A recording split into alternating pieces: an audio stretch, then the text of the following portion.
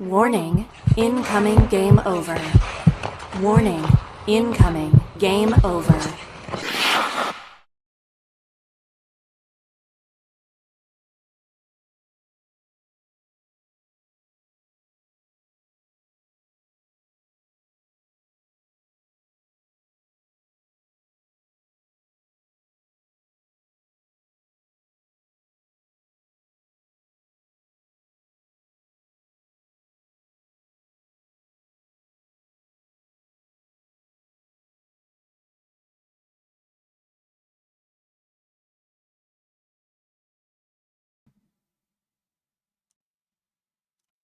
Can you hear me now? Hello, everybody. Sorry for the wonderful audio issues. Just you know what?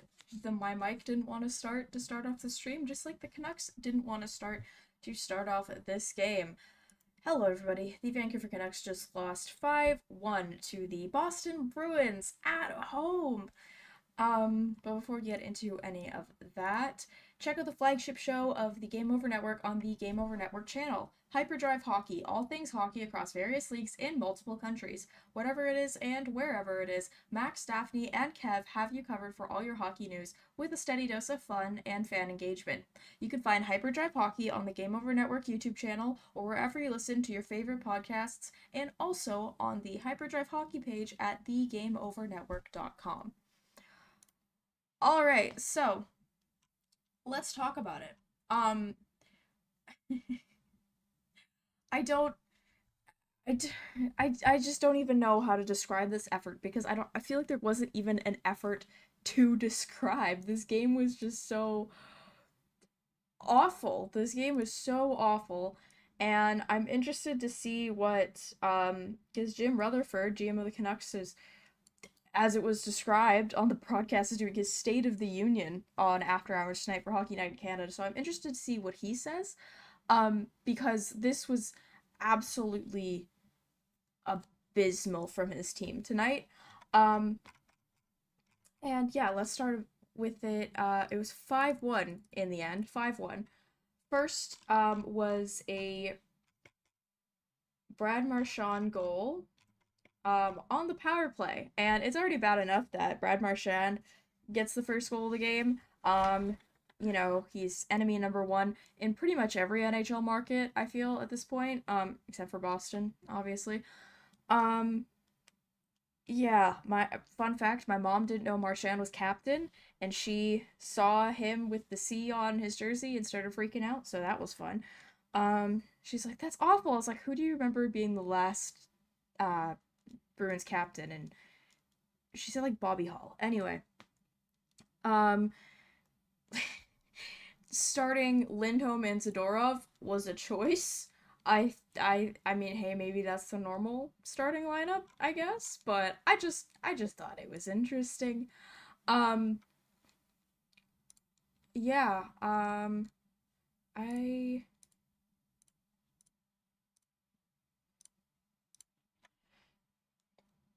yeah. It was a choice going into this game. Um, Going into this game, Boston had the worst penalty kill or power play in the league. They were 12.6 on the power play. 12.6. That is absolutely awful. 12.6 on the power play, 32nd in the league. And of course, the first goal that the Canucks allow for them is on the power play. Tyler Myers takes a cross-checking penalty against Mark Kastelik.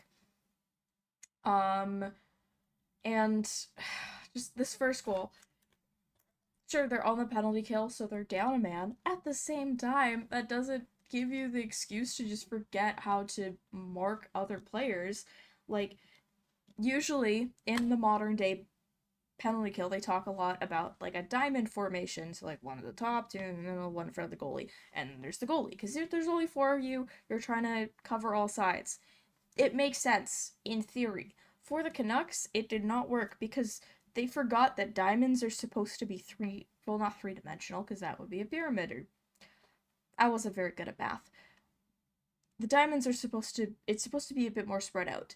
The penalty killers on this play just kind of all bunched up into one single line, and no one was focused on like the captain and just general overall. He's a rat, but he can score goals like he can score goals like he could do it in his sleep. Brad Marchand, or just he's there. And no one's watching him. I get it, it's a penalty kill, but you have 8 eyes. I'm not counting Demko in this because he had just made the great save on Kastelik.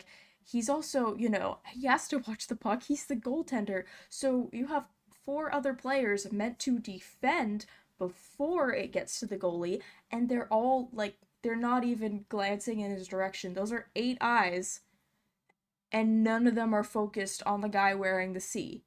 Like the notorious, like, just follow the booze, guys, follow the booze. Anyway, Lindholm gets the pass through the crease to Marchand, and it is a 1-0 game. You know what? They concede on the power play. It's okay. It's alright. Morgan Geekie. He wanted to make sure it was not the rest of all right, and this becomes a trend throughout the game. This becomes very much so a trend that the Canucks just don't know, I guess, that David Pastrnak plays for the Boston Bruins, because they have no idea where he is on the ice at all at any point in the game. At any point in the game. He gets the assist on the Marchand goal, the 1-0 goal, and I feel like it's interesting. It's interesting because, like, that one, he doesn't really factor in it. It's more Marchand. I mean, he does factor in it. Obviously, he gets the secondary assist, but Marchand is the one who ekes out the penalty killers and gets the goal. Morgan Geekie, this goal, David Pastrnak did a lot of the work because both defensemen, Pastrnak goes behind the net, and he does this later on in the game as well, but he goes behind the net and passes it over to Geekie, who taps it in, basically. But both defensemen on that play, who was it? Let me just see. Okay, it was Friedman and Brandstrom. So Friedman was going after Pastrnak, but then just leaves him and goes back to the other side of Demko, and Brandstrom's just kind of in no man's land. Like, both defensemen are basically just screening Demko. No one, like, Pastrnak is going behind the net. No one is, like, reaching out to stop him. No one's paying attention that Morgan Geekie's also there to score the goal. It's just, like, a total lack of awareness. So they're already going into the second, down 2 goals. And then what happens next? Again, no one is on David Pastrnak. Early into the second period. 1:12, to be exact, because I'm looking at it. 1:12 into the second period. What do? They have a draw just outside of the Boston line. And Boston wins the puck. It goes off the boards to Pastrnak. No one's really there. No one blocks the pass to Pavel Zacha.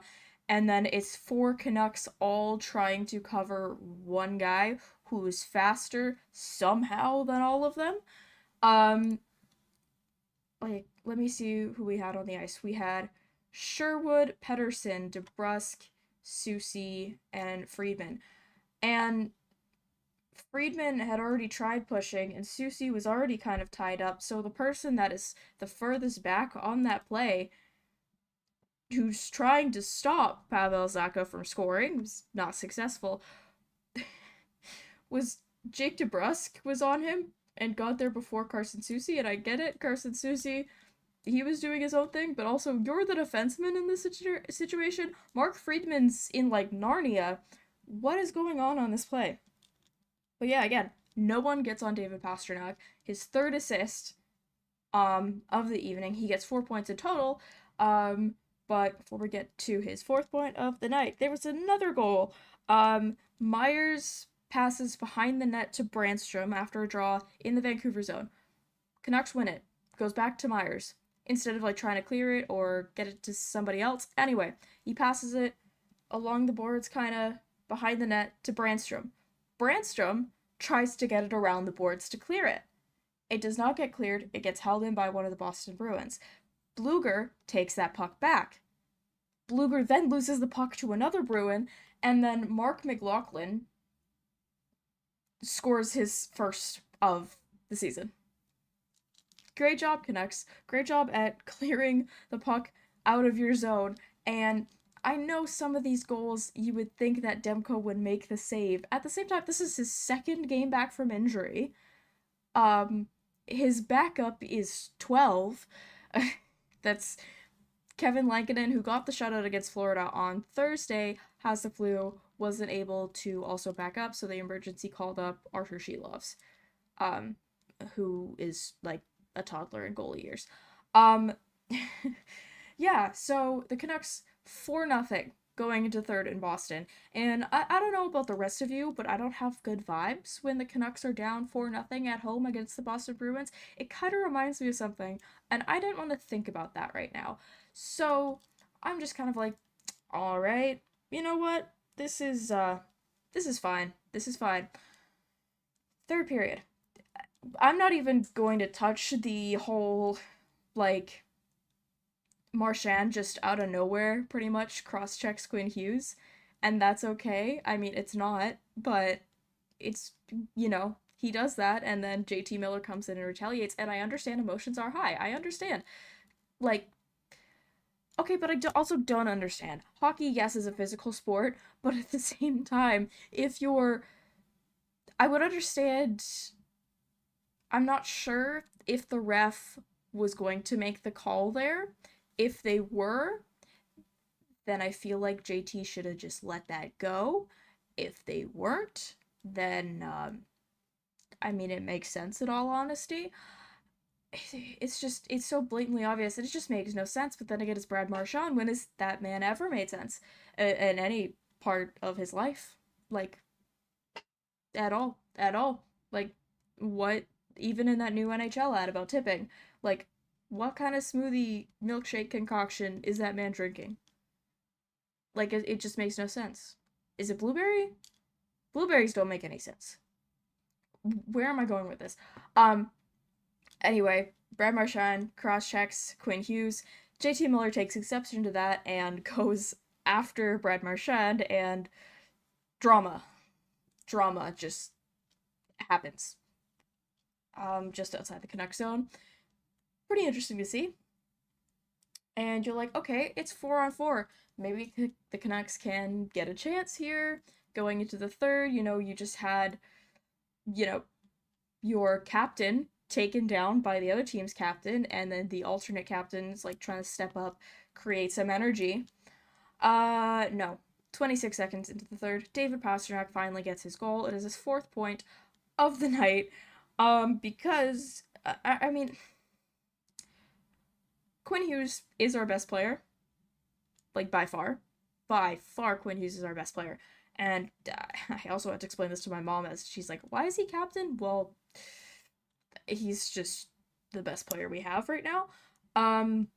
And you know what? Most of the time, he is solid both ends of the ice. This play was not one of them. Him and Friedman, who again has played like a handful of NHL games at this point, for the Canucks specifically, but they both converge on Charlie McAvoy, who's coming through on the 4-on-4, and again, no one is watching David Pastrnak. How many times do they need one of those like ESPN graphics with the arrow just on his head? Does he need one of those little headbands that people wear when they dress up as Sims for Halloween with the little plum bomb thing? What do the Canucks need to notice that David Pastrnak is on the ice in a Bruins jersey? Or he's in a Bruins jersey. 2, David Pastrnak is on the ice. And 3, David Pastrnak either has the puck, is going after the puck, or is about to receive the puck, or is just looking for an opportunity. How do you not notice this man? At all. at all. Are your blinders on so you can't see this giant Czech scoring machine? Like, okay, he's only 6 feet tall. He's not giant, but still, like, it's David Pastrnak. You should tell by the hair alone. Like, does he need to start wearing his flashy outfits on the ice? It was embarrassing. It was embarrassing. Like, I know it's a running joke whenever Ovi scores from his office and whatever, and they leave him all alone. But Pastrnak, he was all over the ice tonight. And they just let him do it. They just let him go for a public skate at Rogers Arena in front of fans who paid hundreds of dollars to see that. If I wanted to watch public skating, I just go down to the rink. There are multiple in the Lower Mainland. You do not have to just let him do that on home ice. David Pasternak's a very talented player. Do you think the Bruins would allow JT Miller, Jake DeBrusk, Elias Pettersson, Quinn Hughes? Do you think that they would not at least have one singular eye on them at all? Anyway, that like, are they allergic to Italian food? I don't know. Good news. Chris Paul cut the Bruins lead to 42. Just kidding. Max Sasson scores his first in the NHL. He has had so many chances, but kept McKayeving it. Not really. I mean, it was better chances than McKayev had. But yeah, Max Sasson gets his first in the NHL, assisted by JT Miller. So that's good news. He finally has it. He's been trying, and the Canucks have pretty much a healthy lineup. I mean, like I said before, Kevin Lankinen out with the flu, so is Derek Forbort. So, I mean, it's a good thing that Max Sasson is still getting NHL time. Good for him. Good for him for scoring that goal and getting some more time on the ice, but what does it say when your fourth line, like, I get it, depth is important, but also, it was the fourth line, and I would say Höglander was the best leading up into after the 4-0 goal was when the Canucks started to give even a little bit of a damn.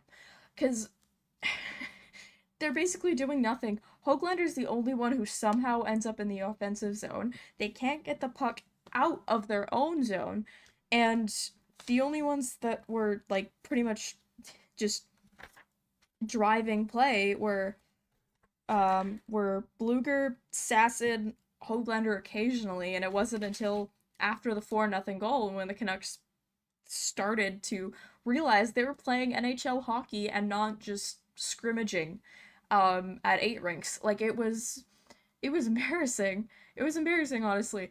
It's been a talk about how the Canucks will forget to play the first 20 minutes and just not show up the first period, but then they come back because they're only down a goal or 2 or whatever. I think this is the longest period that they forgot to play hockey. The continuous period, because there's been some times where they play and then they stop playing and then they play. This, I'm pretty sure they only played for about 5 minutes of the game, of the total game, honestly, because they had the majority of their shots in that second period. Let me just see. Where's the shot count? Show me the shot count. Oh, NHL website, you suck. Just kidding. Shots on goal after the first period were 16-4 in Boston's favor. Vancouver had 12 shots on goal in the second. I think that was largely due to that final push later in the second, after the Bruins were already up 4-0. 4-0. Like, I don't even know what to do with this team at this point. Like, who... Let me just... shots on goal. That's the Bruins.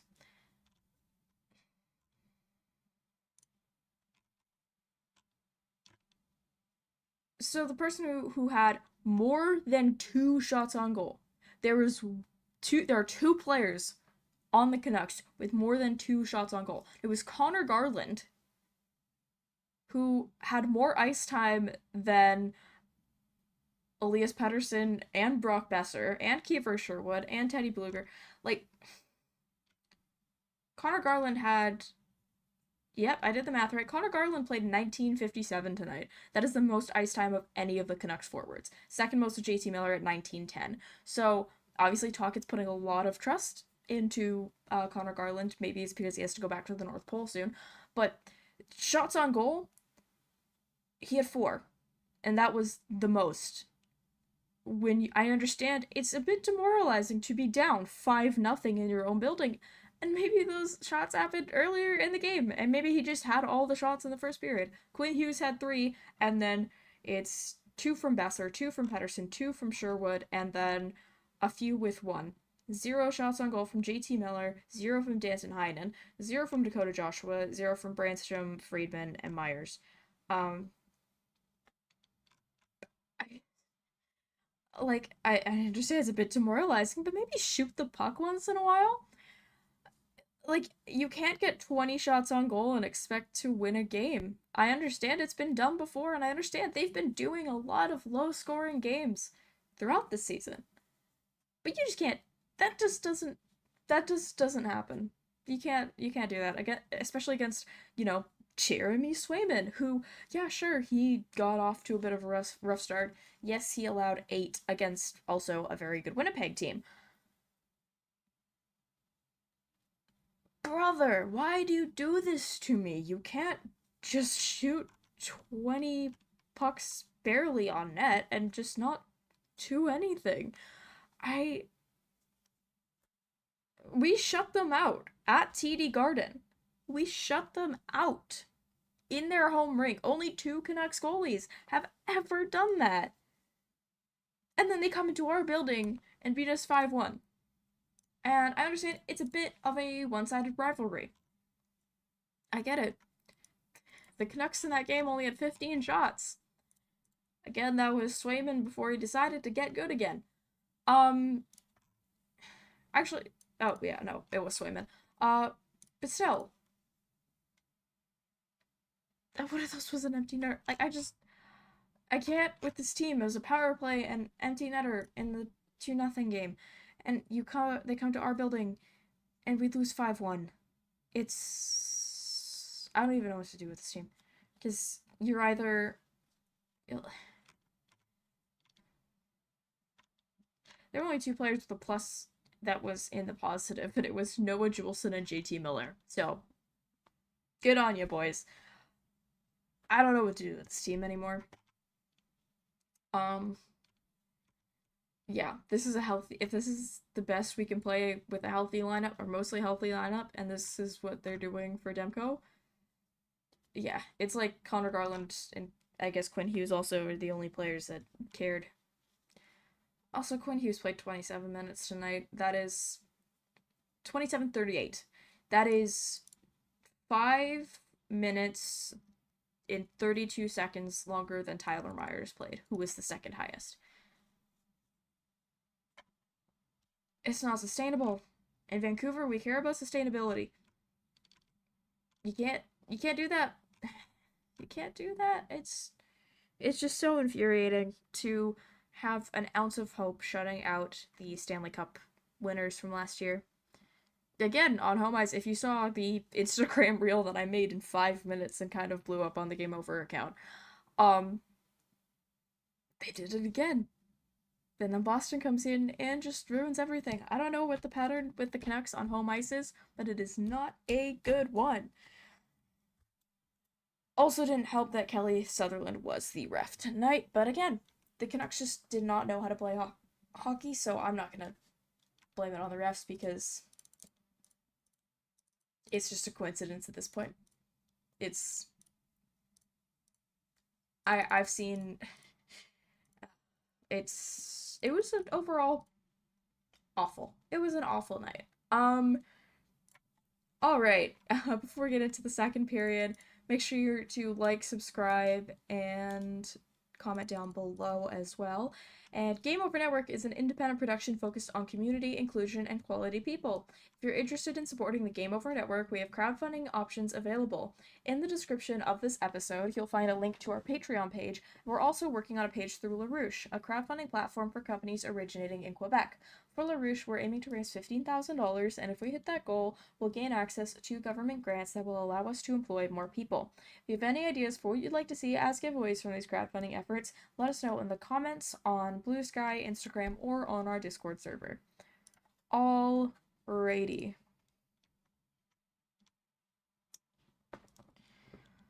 Tocchet in a post-game media scrum claimed to not have been pleased with the effort of the Canucks. I'm shocked. I'm shocked that he's not pleased with the effort of the Canucks. I'm so incredibly shocked. Like, that is so, like, wow. That is such an innovative thing to say, Richard. Of course, no one should be pleased with that amount of effort. Go to a random rat on the street of Vancouver, because we do have them. We do have them. This is in Alberta. And they will also tell you. And then they will make French food or whatever, I forget that movie. Like, I'm so shocked that he was not pleased with the effort that the Canucks gave, considering the effort was zero. It was zero. Zero. The Canucks gave nothing. They gave nothing. I've seen U9s play better games than this. And speaking in this second segment here, I wanted to talk specifically about clearing the zone. I've seen U9s clear the zone better than the Canucks did. They get paid millions to do it. Like, how hard is it? I understand you're playing against the Boston Bruins, but this is not the Boston Bruins that stormed through and made the finals every other few years, or got the President's Trophy a couple years ago and then lost to Florida in the playoffs. This is not the same Bruins team. They are very diminished. Their coach has like 10 NHL games as a head coach. And you're being outcoached by a dude who, like, it was embarrassing. You're like, Tocchet should also not be pleased with this effort, because he's being outcoached by a guy who has a fraction, like a half decimal percentage of the amount of games that he has coached as a head coach in the National Hockey League. And this guy's, Joe Sacco's been the coach for, like, what, 10 games for the Boston Bruins?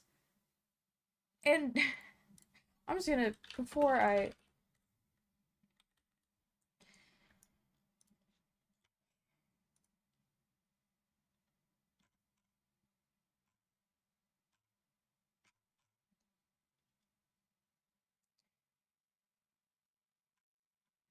Like, he coached a very bad, oh, not, yeah, he coached a bad Colorado team.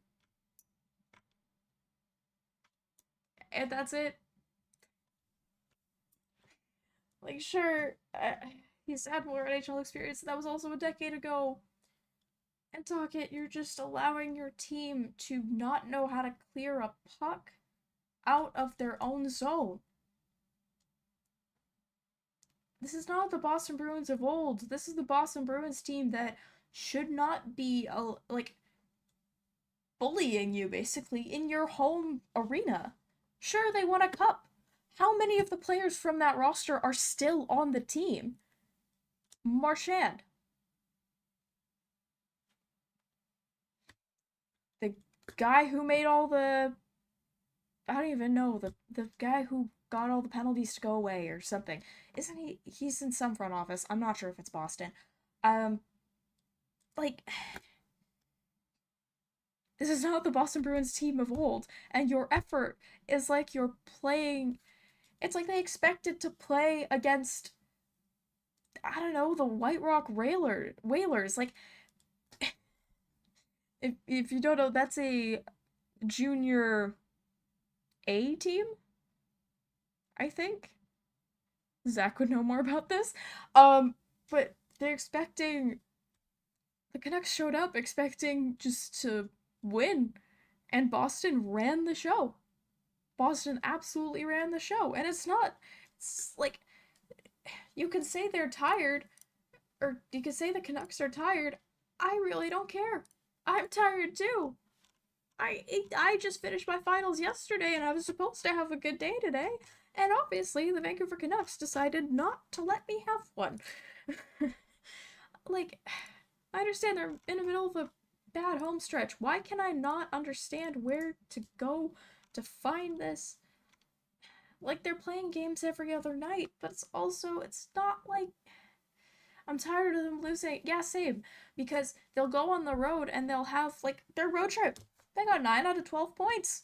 The only teams they lost against were, well, admittedly, a very bad Pittsburgh team, but they almost came back, so they had a good effort. And then they lost an OT to Minnesota after a controversial call from Kelly Sutherland. You can't win a game if you can't get out of your own zone, guys. Like, this is hockey 101 at this point. You have no idea what you're doing. You can't score a goal unless you're scoring on your own net, which practically half the time you're giving up the puck so that can happen. Are they blue colorblind? Like, I do not understand where you have to. At some point, if the Canucks continue to play like this, Talka's job could be on the line sooner than.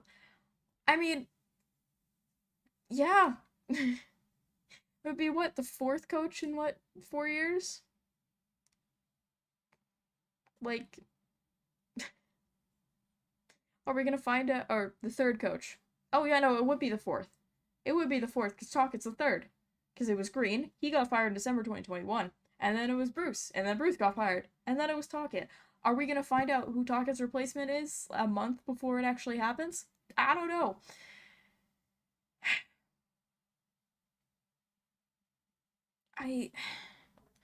I'm not even gonna use that they have a hard schedule. Like, sure, they're playing decent teams, but also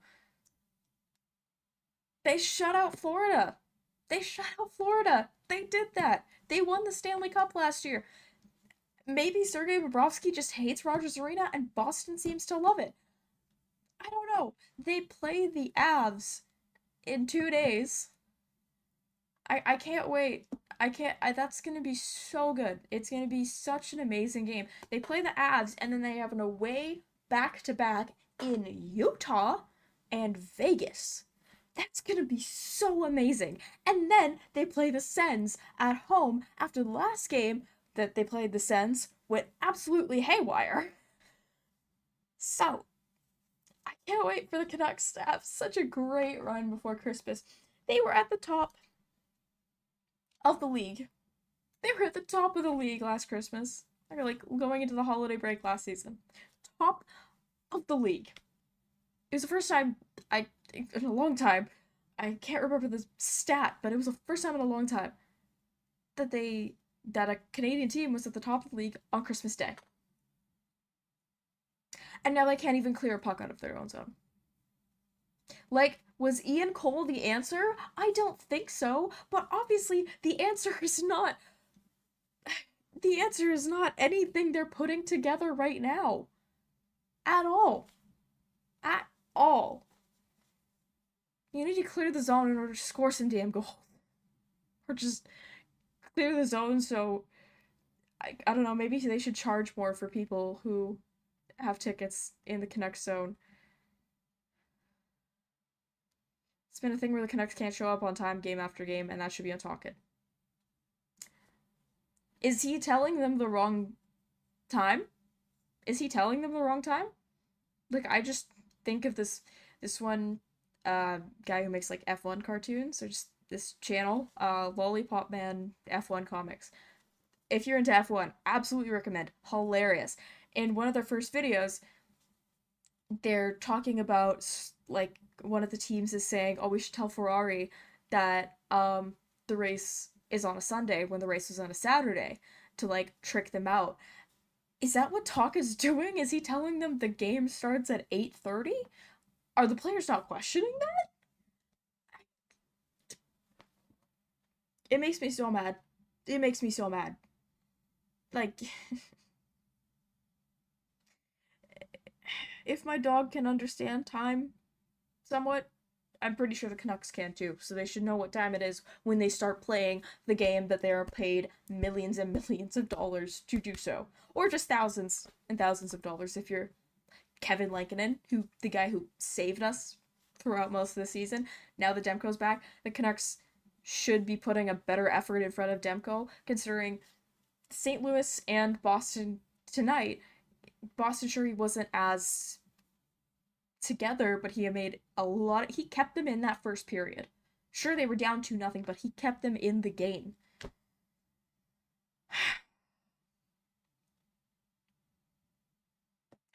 I'm gonna take a breath and tell you guys a little bit about Game On Vancouver. Game Over has you covered after the game, but in order to get ready to watch the Canucks, you've got to get your game on too.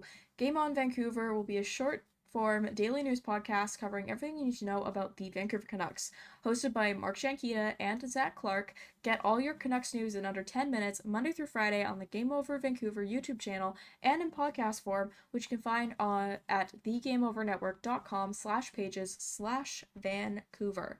Let me see, did I... Oh. Hey!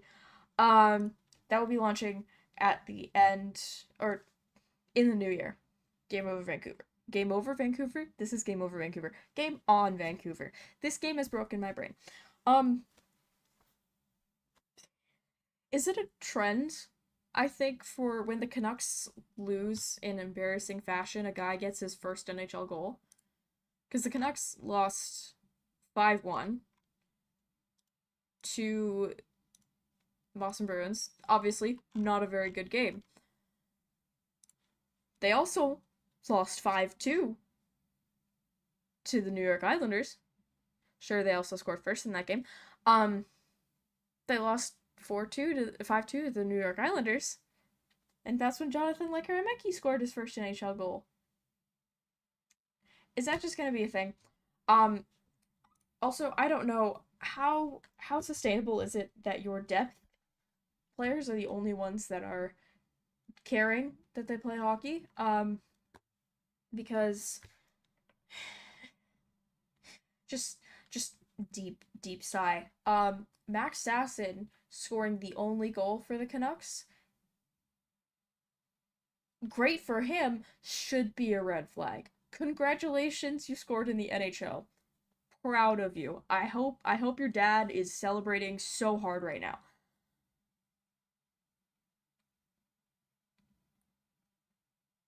But can the rest of them actually play? Like, what is going on? Completely forgot that Pettersson was even playing. I remember my sister asked me, she's like, oh yeah, but the Canucks have a lot of, like, injuries of, like, their better players. I'm like, no, this is a fully healthy roster. And it was 4-0. It's 4-0 to the Boston Bruins in their home rink. Where do we go from here? Because what happened to Pettersson? Jake DeBrusk, he's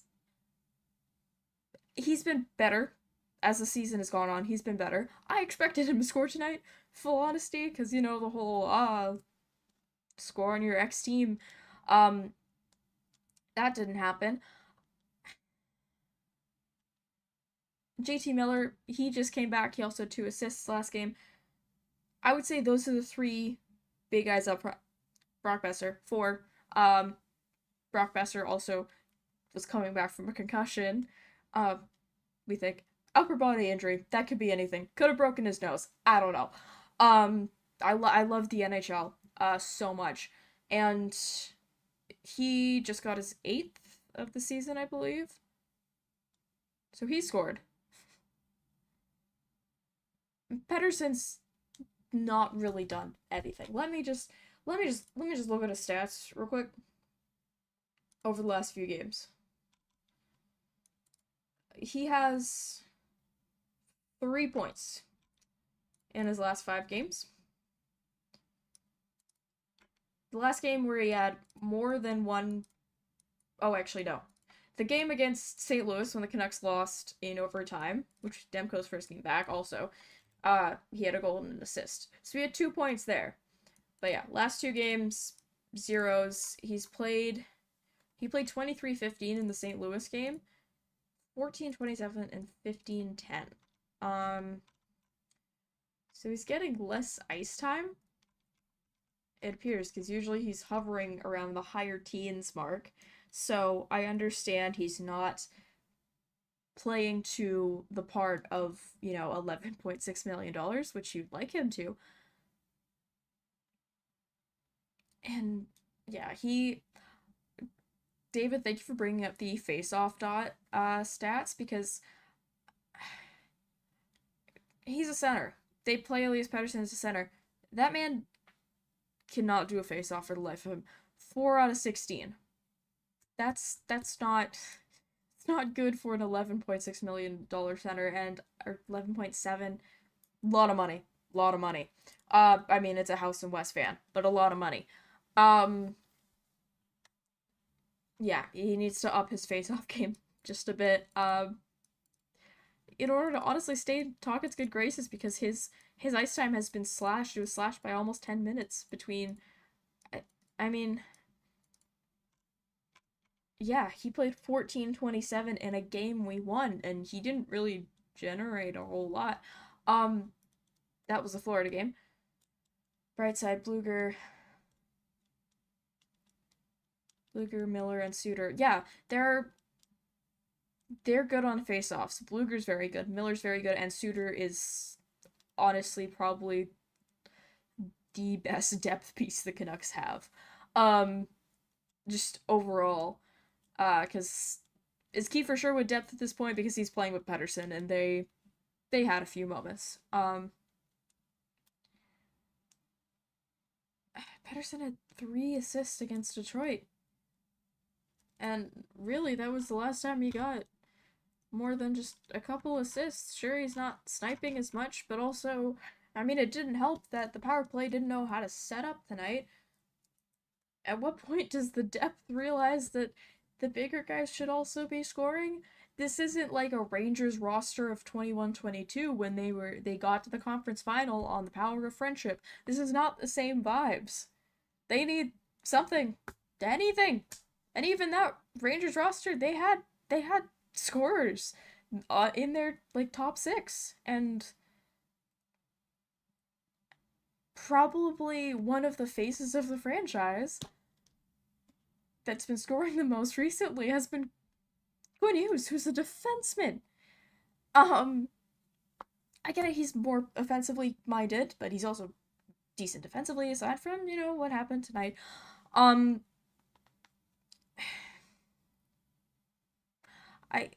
This top 6 needs to start producing something other than occasionally getting a single assist on a goal. PK didn't help either. Yeah, PK, I feel like it comes in waves where it's super good, and then it's oh wow. But how do you let that slide? Thankfully, Boston only got 1 power play goal out of the 4 they were given tonight. At the same time, it's the worst power play in the league, bro. Worst. Literally 32nd, bottom of the league in the power play. 12.6. That is tiny. And you want me to think the penalty kill is good? Understand, stuff happens. At the same time, you can't be defending if you all converge into one direct line. That doesn't happen. That is not how this works. This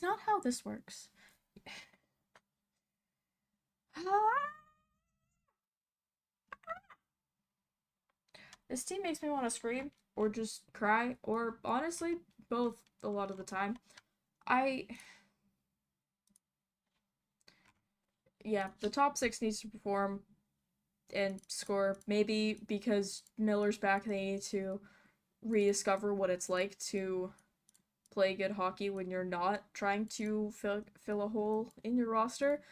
At the same time, I keep saying it's a fully healthy Canucks lineup. It's a fully healthy forward group. Filip Hronek is out. Yeah, Moving on. It's not a fully healthy Canucks roster, but it's still pretty decent. They got a shutout with a decor of Hughes. Okay, what was the... Ah, my phone. I don't have it. Yar. What was the decor on the Florida game? Wait. Let me find it. I am looking. Copy via checking.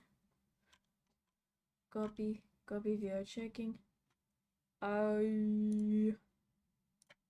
Okay. The defense pairings for the Florida game were Hughes, Myers, Susie, Juleson, Forbort, Friedman.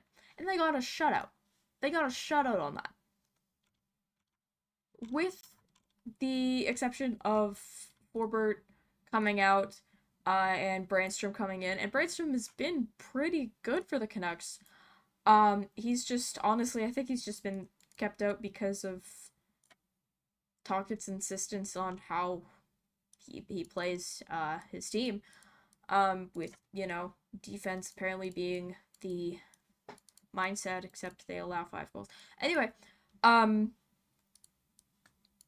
yeah, because Desharnais is basically, he's on the trading block. We'll see if anything happens with that, because there's still 6 days until the roster freeze, so I don't think it's gonna happen. Why does the front office want draft picks for him? I don't know. Do I think they're gonna get draft picks for him? Absolutely not. Like, imagine they give up a first rounder for Vincent Desharnais. I'm speaking it into existence. It's not happening. I'm just speaking it into existence. But where do we go from here? The top 6 need to learn how to play hockey again. The defensemen need to start playing like Mark Friedman did the other night when he was playing like his job was on the line, because Bro was like playing like he was tenured. That was not a good. He was tenured and they can't get rid of him. That's how he was playing. Preds lost again. I was about to say I'm shocked in a sarcastic tone, but that's mean because the Canucks lost on home ice again. So, you know what? We're also 5-2 to the Avalanche. An Avalanche team that the Canucks are also playing against in 2 days. I almost ripped my headphones off. Ooh, this is so great. It's so great to be a Canucks fan right now, because you don't know if you're going to feel absolute elation that we squeak by with like 15 shots and somehow win the game.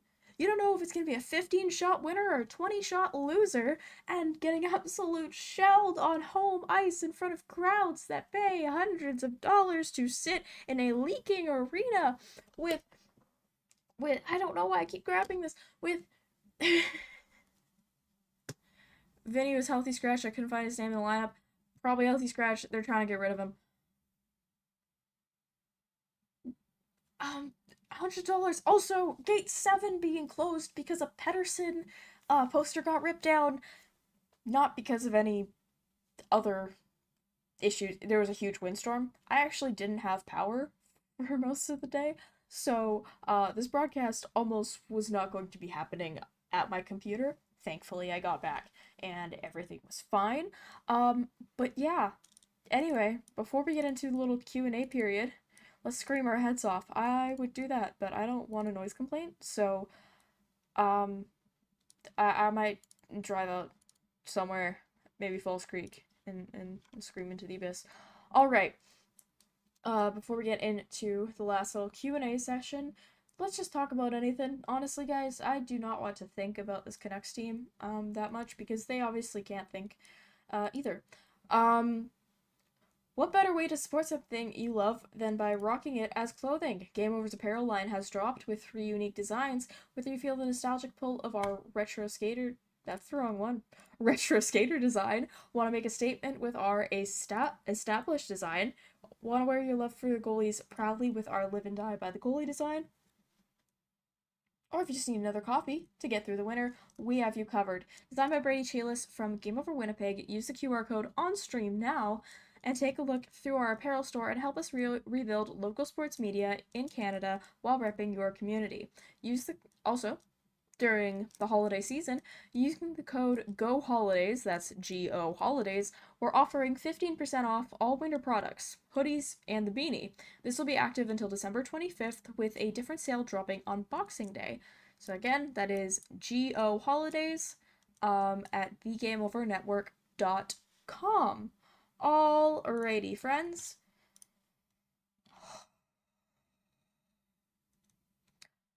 I have to wonder if Vinny Desharnais will be traded to the Habs now that I've heard anything although the Habs represent his home province. I think it would be interesting. I mean, I don't know if he's the Habs solution. I watched the Habs game today. It was a bit rough. Congratulations, Lane Hudson. You scored your first NHL goal, and now the Habs fans will continue to keep putting him on my Twitter timeline. I don't use Twitter anymore, so take that, Montreal. I don't know. Clam from Avery, who is the Edmonton host, but was on Calgary's show, so crossover invasion? I don't know. Clam Chowder Hockey Club told Jake DeBrusk you will not thrive tonight. Okay, does anybody else do the Tim Hortons picks? I just do it for fun, because, like, I'm really bad at fantasy hockey, and I think it's just, like, having a game of chance is just so funny to me. Um, I mean, it's basically like gambling, but with coffee. Um, I I started doing that last little bit, and I was for sure sold on Jake DeBrusk scoring. For sure. Watching reaction goal, a depressing depressing day to be a Vancouver Canucks fan. I mean, every day is a depressing day to be a Vancouver Canucks fan because you have to live in Vancouver. Yeah, that's how it's all going. But yeah, today was an extra depressing day because you know what? 90,000 people also lost power. So that's how many people still do not have power. Let's check the BC Hydro outage map. My favorite website. Sometimes I just look at it and stare. There are 169 power outages across BC. 10 kind of on the top part of the island. There's one in the Rockies for some reason. In like, oh, where is that? North of Revelstoke. And there's 158 in the lower mainland. Vancouver, BC, a place where the suburbs hate Tim Hortons for my Grey Cup week. I think Vancouver, like the city itself, just hates all like fast food places, like, or just chains. Because I mean, it's good for like independent businesses, obviously. But it's really hard to find, whereas like if you go further east, like even in Burnaby too, it's hard to find. But if you go further east to like across the Fraser River and you go into Surrey and Langley, it's like all chains everywhere. Feels very American at times. Sorry, power outages in Burnaby. A few. There's, it's not like huge. There's a couple spots in Burnaby. There's one near Deer Lake, a bit. Deer Lake Parkway in Willingdon. I'm not very familiar. I know it was like a lot around Surrey. Metrotown area still have power. Alrighty. Yeah, there's a huge portion of Langley, but there's probably like 10 people that live there, so can confirm. Yeah, wire down. That is, yeah, there's like a large part of Langley and it stretches all the way down to basically the border to the US. Royal Oak. I'm gonna be honest, I don't know where that is, Chief. Like, is that a SkyTrain station? Royal Oak's a SkyTrain station. I don't think it is. I think Royal Oak is okay. Yeah, Royal Oak area looks alright from where the street is.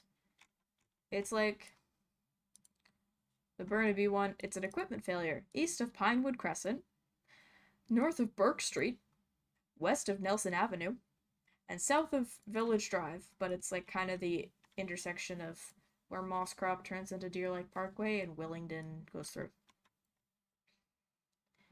Unscheduled power outage. Oh, I had an unscheduled power outage during a windstorm in 2015 where the power was out for like 3 days. That was really fun. Outage in Midtown Toronto. Oh, I think the worst I've had in recent years, because in 2015 I was like 12.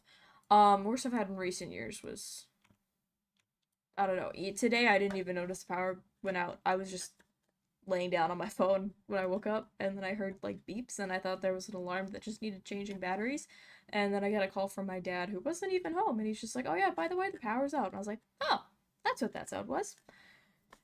Anyway, um, yeah, I remember it was like a huge windstorm. It's funny. I think no one in my family knew that it was a windstorm right now. It should be, oh, not Dylan Gunther. I have him in fantasy. Not Dylan Gunther. It'll be interesting. It's the first time playing Utah, and it's the first time in Utah. Cool. Oh, the North American Great Lakes blackout. I remember, well, I don't remember that. I was August 2003. I was 10 months old. I learned about it. Yeah. No streetcar or subway. That's one thing I don't understand, because like there's a lot of cities in North America, not a lot, but like a significant amount that have like streetcar type things. I didn't know Toronto had them, and then I went to Toronto a couple years ago and I was just very confused. Um, because Vancouver, it's all up, or some of it goes down into the ground, but most of it is up because it's called the SkyTrain, you know? Um, and buses. And maybe a gondola, but that's never happening. Um, yeah. Anyway, we were talking about blackouts now. Um, yeah. Yes, they do. Yeah, I don't understand streetcars. I mean, we almost had that because there was, so there, for those of you who don't understand or know Vancouver area, there we have the SkyTrain, and it runs from downtown Vancouver. The main line is the Expo line that was made for the 1986 World Expo that was held in Vancouver. Um, we lost power for 1 minute. My power was out for hours. Um, the Canucks blacked out tonight. Honestly, yeah. You know, blame it on the power outages. They had no way to charge themselves like their electric cars. Yes, 1986 Expo. Um, Lions Canucks game is very easy. SkyTrain. Oh yeah, Stadium Chinatown. Um, a bit hellish if there's events at both venues at the same time. But yeah, Stadium Chinatown. Great. Like I use the SkyTrain a lot too. But yeah, basically it goes from like downtown, the main line, the Expo line. It goes downtown through Burnaby, and then it crosses through New Westminster, crosses over the bridge to Surrey, and then it ends like a couple. There's 4 stations in Surrey, but they're all kind of in the same area. So they're connecting from that last station in Surrey, because Surrey is like the fastest growing city. It's one of the fastest growing in Canada and the fastest growing in BC. It is projected to beat out Vancouver for population by like 2040 or something. I'm a Surrey girl. It's where I grew up, so I know a bit about it. And they finally announced that they're doing a SkyTrain expansion. But there was a debate if it was going to be a SkyTrain, like up from the ground on giant concrete tower SkyTrain, or if it was going to be light rail transit, which would be going down the middle of the street. And it's going down the same street basically that they already have a few bus routes on. But yeah, so it's going from the King George station that exists already, which is the terminus, the eastern terminus, one of the eastern terminus actually of the Expo line, because there's 2. And people always forget that it also curves around and goes to Production Way University, which is the SFU station. which also Millennium Lines also run there. I love the SkyTrain. Yeah, so they're running it from King George and they're running it all the way down Fraser Highway. Highway, loose term. Which goes through like a bunch of neighborhoods in Surrey, and then it ends in Langley Center. What they call it? It's not really the center of Langley. I guess it's the center of the city of Langley, but there's technically two Langleys. I don't want to bore you all with municipal politics, but yeah, there's two different Langleys. There's a city of Langley and there's township of Langley.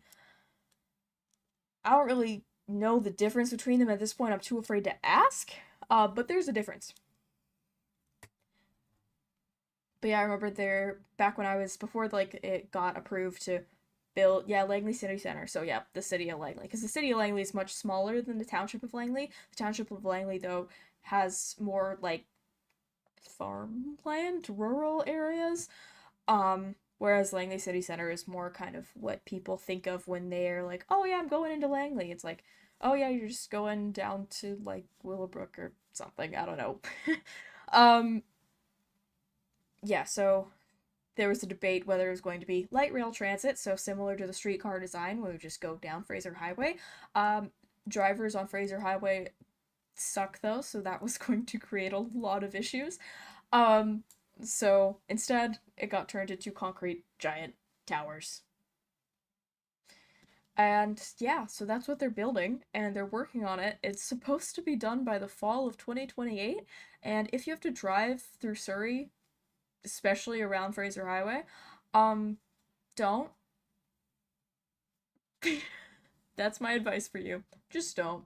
It's about time SkyTrain is expanded to Langley. Yeah, as the population grows, like, honestly, I was all for LRT, because I was like, yeah, the SkyTrain towers, they're big and ugly. At the same time, it's much better than Fraser Highway having to be closed in multiple places because people don't know how to drive here. Like, that's just the reality. Yeah, SkyTrain expanding to Langley, especially as populations move further eastward as well, because, Vancouver only has so much space that it can build on, and there's zoning issues and all that kind of stuff. So yeah, I think it's a good idea. Yeah, that's it. That's that's all I can think about right now. Anyway, I'm in a better mood than when the stream started, because I guess thinking about public transit, is a happier thought than thinking about the Canucks trying to do zone exits and entries and playing hockey.